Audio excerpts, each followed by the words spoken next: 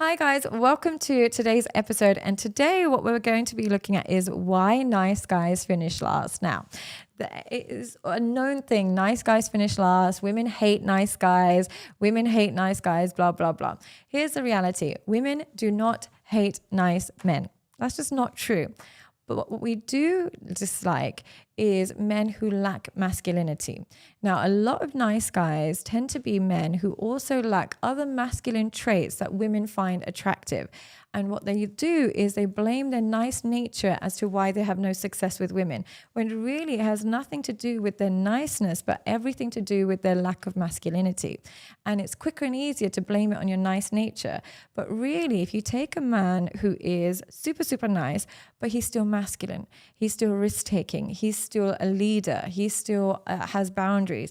When you take a man who still has masculine traits and is nice, he ends up having hyper success with women. But when you take a man who's nice by default because he can't exercise his masculinity, he can't say no, he can't set boundaries, he can't exert his dominance, of course women are not going to find that attractive. And it's just quicker and easier for a guy to say women hate nice guys. But if you replace that with women hate femininity, women hate people pleasers, then you're onto something.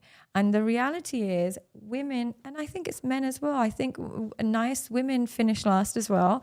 Nice girls get treated terribly compared to difficult women. If you look at their overall investment that they receive from a man, they get treated terribly in comparison, because there's something about people pleasers that turns us off. It turns men and women off. Because what happens when you're being nice is the difference between being nice and being a good guy is the nice guy desexualizes himself. And how he desexualizes himself is by foregoing what he truly wants for the sake of peace and harmony. So what he will do is a nice guy might feel uncomfortable with the situation, might not like something that's going on, might be uncomfortable, might feel distaste, whatever it is. But because he doesn't want confrontation, he will sacrifice truth in order to gain harmony. But what the reality is, women are attracted to somebody who is able to tell the truth. We're attracted to confrontation. We're attracted to risk takers. We're attracted to that because it signals that they can lead us. Now, if a woman feels like she's with a guy who's a people pleaser and will just want to keep the peace, every time she has an attitude or she has a problem at work or she has anything like that, I can't call a guy who's a people pleaser and ask him for advice. I just can't. If I think, oh God, I look terrible in this, but then I call a friend of mine who's a complete people pleaser, I'm going to get nothing out of that conversation. He's just going to tell me what I want to hear.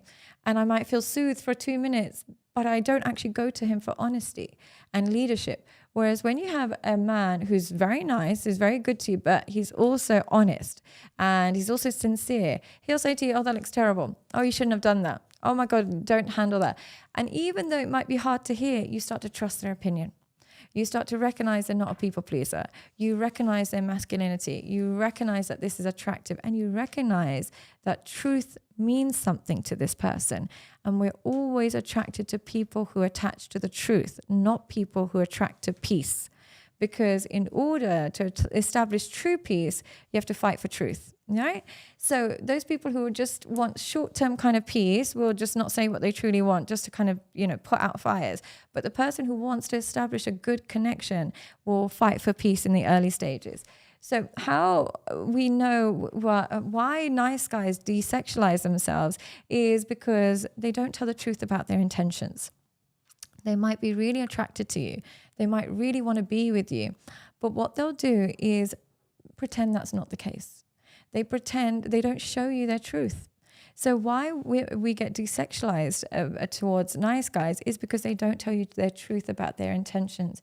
They want to be respectful. They'll always say, I'm just trying to be respectful. I'm just trying to be respectful. The truth is you have a fear of rejection. So what a nice guy will do is pretend he's being respectful when really he's afraid of rejection. And if he simply risked it and took the bait and perhaps risked rejection, he is then more likely to be attractive than the guy who simply pretends he doesn't have those intentions at all and masks his intentions. So Tell the truth about your intentions. If you like a girl and you want to be with that girl, make that clear.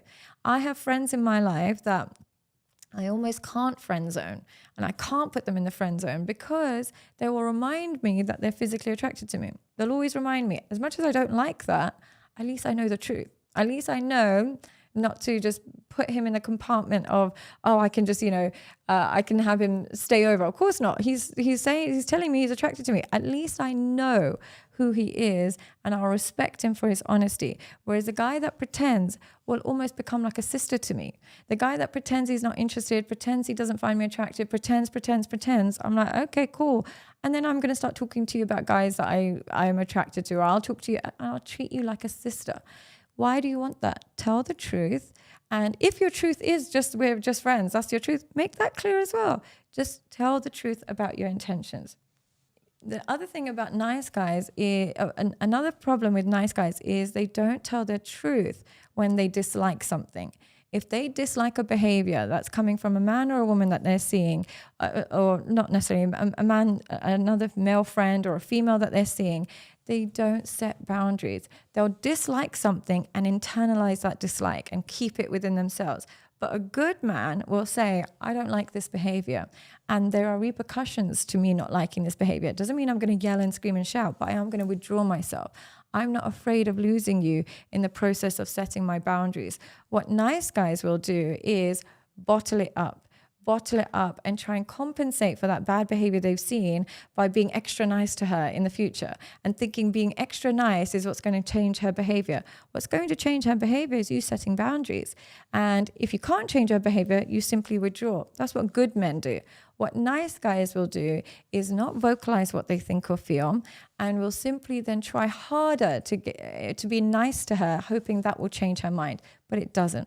It doesn't. The only thing that will change her mind is your boundaries. So nice guys allow people to step on their boundaries, whereas good men make their boundaries a number one priority. And if you want to abide by their boundaries, you're most welcome. But if you don't want to, you can keep it moving.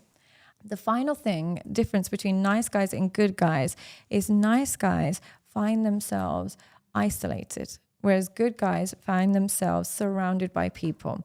When you're a good person and you have boundaries and you tell the truth, what happens is people gravitate towards you.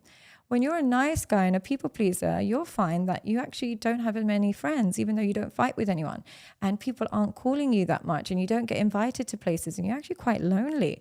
And you were almost wondering, why am I lonely? I'm so nice to everybody. I don't disrespect anybody. I'm not rude to anybody. I'm always nice. I always turn up for everybody else. Nobody turns up for me. Why is that? The reason being is because you're not authentic. When you're being a people pleaser and you're being too nice, people don't attach to you because you don't give them the ingredients or the insight into your true personality. You're simply nodding and smiling. So what happens is you don't leave your mark on people. People don't remember you. People don't feel connected to you. They don't know what makes you angry, makes you sad, what makes you upset. They simply see a smiling face all day, every day. So what will happen is you have inauthentic connections, and people almost feel exhausted being around you because you're not being yourself, so they can't be themselves. So you're almost both wearing a mask. Whereas when you take somebody who's authentic and genuine, good or bad, will tell you, oh, this food is disgusting, I don't want to go to that restaurant. Or, oh, this place, I hate this club, I'm not coming.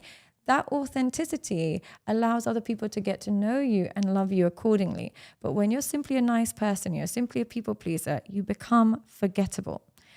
People disconnect from you. They don't know you and don't recognize you. And as a result, they pull away from you. So if you are a nice guy, you'll find yourself, or even a nice girl and a people pleaser, you'll find yourself socially isolated, and then you'll become more and more miserable. So I hope that was helpful. If you want more tips on people pleasing and boundaries, I will be making a separate video on just boundaries. Stay tuned.